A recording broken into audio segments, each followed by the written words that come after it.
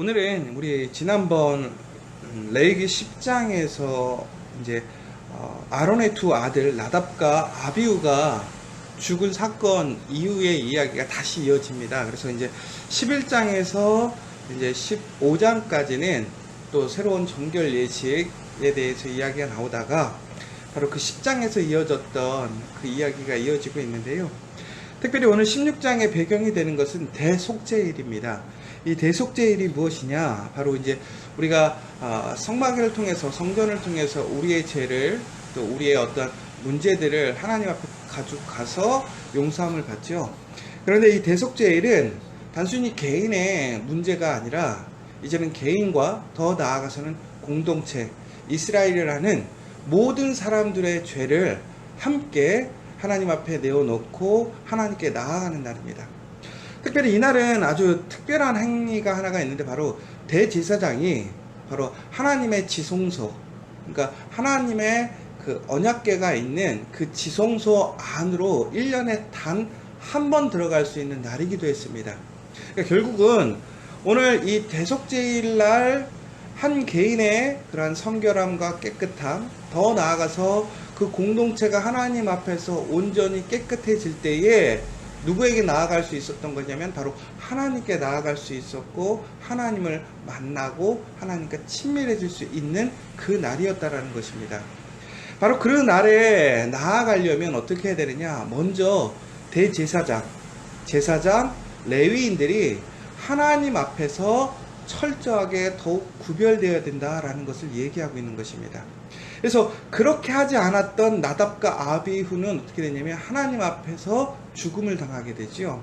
그래서 오늘 하나님께서는 이제 그 속죄소 앞에서 죽지 않도록 하기 위해서, 다시 얘기하자면 하나님을 만나러 나오는 그 사건이 정말 하나님의 은혜, 영광, 기쁨이 되도록 하기 위해서 더욱더 그 일을 책임지고 있는 리더와 그 제사장들에게 더 구별되어지도록 이야기를 하는 것입니다. 그렇게 될 때에 그가 속해 있는 가정 혹은 공동체가 하나님께 함께 나올 수 있는 것이고 하나님의 은혜에 머물 수 있다라는 것을 이야기하는 것이지요. 그런데 오늘 우리가 이 말씀을 좀 깊이 있게 좀 생각해 볼 필요가 있습니다. 특별히 제가 처음에 말씀드렸던 것처럼 오늘 우리가 하나님 앞에 항상 거룩해야 됩니다. 하나님 앞에 성결해야 되죠. 왜 그러냐면 하나님이 거룩하시기 때문에 우리에게도 거룩하라고 하셨습니다. 더 나아가서는 하나님은 성결하고 거룩하신 분이기 때문에 거룩하지 못한 것과는 함께 할 수 없는 것이죠. 그래서 우리는 거룩해야지만 하나님과 함께 할 수 있고 하나님의 은혜를 누릴 수 있습니다. 그래서 우리는 매일 항상 하나님 보시기에 깨끗하고 아름다운 모습으로 살아가려고 힘쓰고 있지요. 그런데 이것이 단순히 나 개인의 혼자의 모습으로 그렇게 살아간다고 해서 하나님과 만날 수 있는 것은 아니라는 거예요. 왜 그러느냐?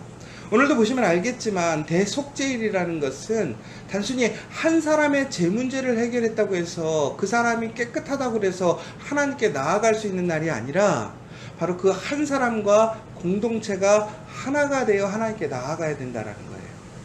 바로 그때 하나님의 지성소에 들어갈 수 있는 것이고 하나님을 가장 친밀하게 밀접하게 만날 수 있게 된다는 것이죠. 그러니까 우리가 성막 안에 있을 때에는 그 성막에 하나님의 영광이 임함으로 우리가 하나님과 함께함을 우리는 경험하게 됩니다. 더 나아가서 불기둥과 구름기둥으로 하나님은 우리를 인도해 주셨죠. 그러나 가장 하나님과 가까이 갈 수 있게 될 때에, 하나님과 친밀하게 될 때 우리는 더 큰 하나님의 은혜와 능력을 체험할 수 있는 것이죠. 하나님의 음성을 들을 수 있는 것이죠. 그러니까 우리가 이렇게 새벽마다 나와서 예배드리고 또 우리가 하나님께 예배드리기 위해 힘쓰고 하나님의 말씀을 지키려고 하는 것은 뭐죠? 결국엔 우리가 더욱더 하나님께 가까이 가려는 거 아닌가요? 하나님께 가까이 간다라는 것은 결국은 하나님의 음성을 듣는 거예요. 하나님과 더욱더 친밀하게 가깝게 함께하는 것이지요. 그래서 전국에는 그 하나님의 사랑과 은혜, 그 능력을 내가 누리는 거예요. 그런데 오늘 이 공동체가 하나님 앞에 나아가려면 전국에는 개인의 문제가 해결돼야 되지만 동시에 공동체가 함께, 그러니까 평균적으로 모든 사람들이 동일하게 하나님 앞에서 거룩해야지만 나아갈 수 있다라는 거예요. 그러니까 우리가 하나님 앞에 거룩해진다는 그 문제는 나 개인의 문제가 아니라 뭐예요? 공동체의 문제라는 거예요. 그러니까 우리가 가정이 참 중요하다는 이유가 뭐냐? 하나님께서는 가정을 가장 작은 공동체로 보고 계십니다. 어찌 보면 교회의 가장 작은 공동체가 가정인 것이죠. 그러면 내가 우리 가정 안에서 내가 거룩하니까 우리 가정이 하나님께 나아갈 수 있다? 아니죠.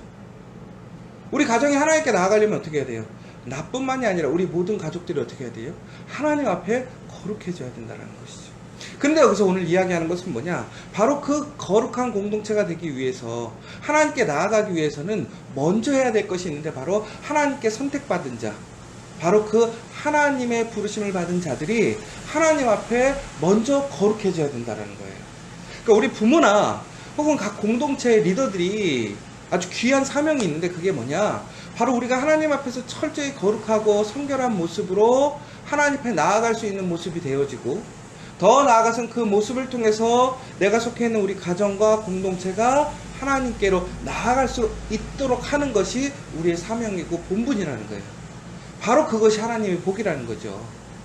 그래서 하나님께서는 오늘 그 대속제의를 통해서 한 사람뿐만이 아니라 그 모든 공동체가 하나님 앞에 나오기를 원하셨고 하나님의 은혜를 누리기를 원하셨다는 거예요. 그러면서 전국에는 아셀이라는 이제 우리 오늘 본문 읽으신 마지막 절에 보시면 아사셀을 위하여 광야로 보낸다라는 양에 대한 이야기가 나와요. 이게 무슨 얘기냐면 두 마리의 양을 준비를 해서 하나는 이제 성전에서 하나님께 제사로 드리고 하나는 이제 광야로 보내는 이야기를 하고 있습니다. 그래서 이제 이 본문을 해석할 때 사람들이 많이 이제 이 본문의 뜻이 과연 무엇일까? 아사셀이라는 것이 과연 무엇일까라는 부분들을 얘기를 하고 있어요. 아사셀의 뜻은 여러 가지 것이 있습니다. 뭐 사탄이라는 뜻도 있고 광야라는 뜻도 있고 뭐 여러 가지의 뜻들이 있는데 중국에는 이 아사셀이라는 의미는 뭐냐? 이 아사셀은 결국은 우리의 대속 제물로 나오는 제물입니다. 그래서 결국에는 우리의 죄, 우리의 그런 어떠한 죄사함을 받기 위해서 그 양에게 그러니까 염소에게 안수를 하고 한 마리는 잡아서 하나님께 제물로 드리고 하나는 이 아사셀이라는 것을 통해서 광야로 내보내는 거예요. 근데 이게 무슨 것을 뜻하는 거냐? 그러니까 우리가 하나님 앞에 그 생명으로 죄를 대속해야 된다는 것을 우리가 지난 시간 계속 봤던 거고요. 오늘 그 의미는 다시 하나의 의미가 있는데 다른 한 마리 양 아사셀에게는 무엇을 하는 거냐면 그것을 광야로 내려보내면 결국에는 그것이 어떻게 되냐면 우리 눈앞에서 점점 멀어지면서 사라지잖아요. 결국은 뭐냐? 우리가 하나님 앞에 우리의 죄를 대속했어요. 그 염소에게. 그러면 그것이 어떻게 되는 거냐면 그것이 점점점 사라지면서 결국은 우리 눈앞에 없어진다라는 그 상징적인 의미가 우리의 죄가 어떻게 되는 거예요? 하나님 앞에 나아가면서 결국은 사라진다, 없어진다. 결국은 뭐냐면 이 공동체들이 다 같이 참여하잖아요. 그래서 이 공동체가 하나님께 제사를 드리고 우리의 죄를 핏값으로 대속하였다라는 상징적인 의미. 더 나아가서는 그 염소 아사셀을 내보내면서 결국 우리의 죄를 감당하고 있던 그 염소가 사라짐으로 인해서 우리의 죄가 어떻게 됐다라는 거예요? 없어졌다라는 것을 이야기를 하는 것이죠. 그래서 결국은 하나님께서 이렇게 얘기하시는 거예요. 하나님 말씀에 온전히 순종하고 거룩해진 사람들에게는 그 죄가 어떻게 돼? 없어진다라는 것이죠. 전국에는 우리가 예수를 통해서 우리의 죄가 사라짐을 다시 한번 보여주는 구약의 율법의 규례라는 것입니다. 근데 저는 오늘 이 본문의 말씀을 잘 보면서 한 가지 좀 깊이 있게 우리가 좀 생각해야 되겠다라고 생각했던 것이 있어요. 뭐냐면 어제 이제 우리가 나라에 많은 요즘 문제가 있었잖아요. 뭐 정치적으로 봤을 때 한 장관을 세워야 되느냐 말아야 되느냐 뭐 여러 가지 의견들이 있으신 것 같아요. 세워야 된다 아니면 세우지 말아야 된다. 너무 많은 비판이다 아니다. 저는 우선은 우리가 철저히 봤을 때 이번 사태는 좀 우리 한국에 위기가 왔구나 라는 생각을 좀 해봤어요. 왜 그러느냐? 그렇게 기존에 어떤 부패하고 좀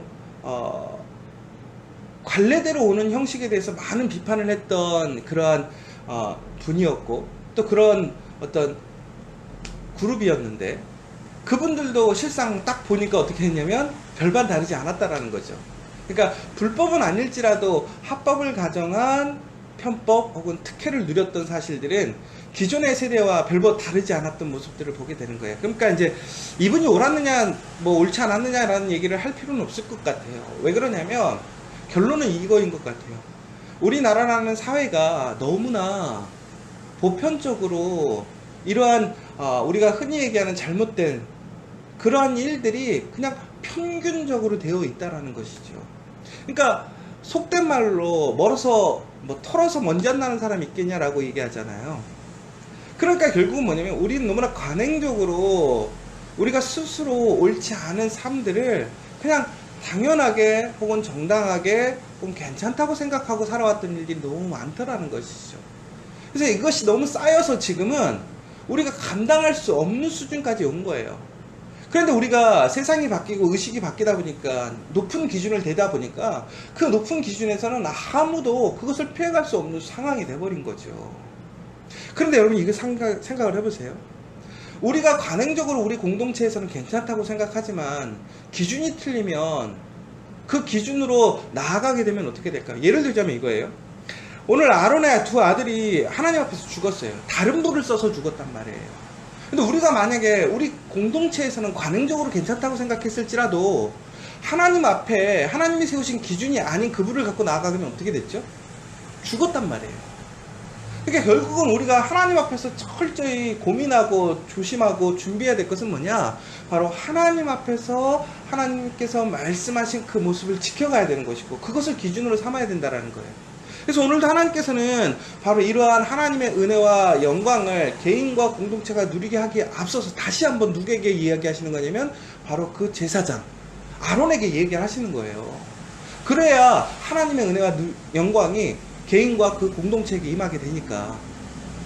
그런데 우리는 너무나 쉽게 그렇게 이해해버리고 마는 거죠. 어제 제가 이제 그 한 사람에 대한 이야기를 들었어요. 그게 누구냐면 이제 우리 정말 가슴이 아픈데 우리 기독교에서 많은 운동을 했던 청아람 대표, 양유성 대표가 있어요.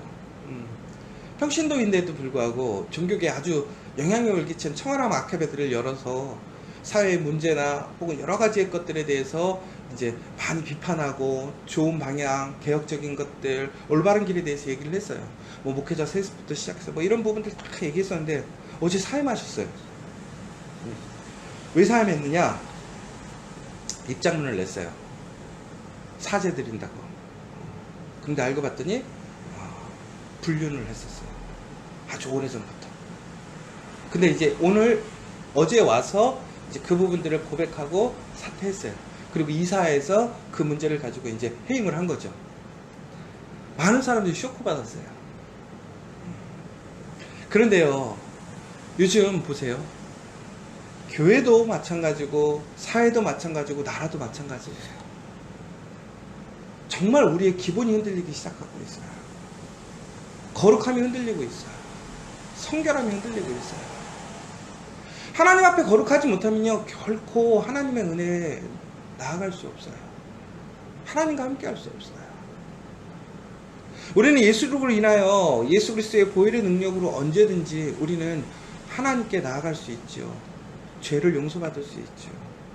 그러나 결코 회개하지 않는다면 그 회개라는 것은 결국은 돌이킴이잖아요.